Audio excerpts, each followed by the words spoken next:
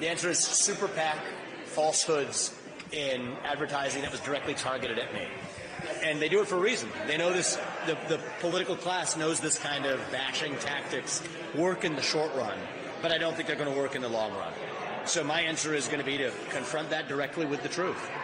And, we look ourselves in the mirror at every point in the race to make sure that we still believe that we can win this. I believe we can, but I'm also going to put my money where my mouth is. And I think that we're going to double down on making sure that we're successful in Iowa and in New Hampshire. And I think that puts us on the path to be the next president. I think you're going to see evidence of that in the very near future. The rapid game between Egypt and Gaza opens today. There are reports. When? Yeah. There are reports that expecting Americans to be connected to. Do you support the opening of this, letting people from Gaza get out of Egypt? Well, I look at this from an American standpoint. I've long said that a top priority for me as president would be making sure that we get Americans out of harm's way. I also believe in practicing what I preach. I funded a 200-seat charter flight to get Americans in Israel out of harm's way.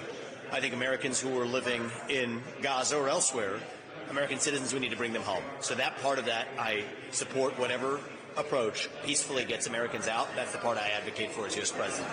On the broader dimensions of it, I was just informed of the news through your asking that question. So I'd want to understand what the broader implications are of exactly how they did it before I comment further. But the American dimension of it is my focus. And then one other quick question. You mentioned in the last event of the gaggle that you're going to step it up and enter a new phase of the campaign. You mentioned financially. Why do you think you need to enter this new phase and really kind of sharpen your approach? You are going to do so many events. Yeah, we're doing a lot of events, but I think that you're reaching a small portion of the electorate. I think if the election was held amongst the subset of people who go to events, I think we'd probably win Iowa and New Hampshire right now. It's my conviction. But that's a tiny portion of the total percentage who are being reached. Most people who are the voter base are being reached through advertisements.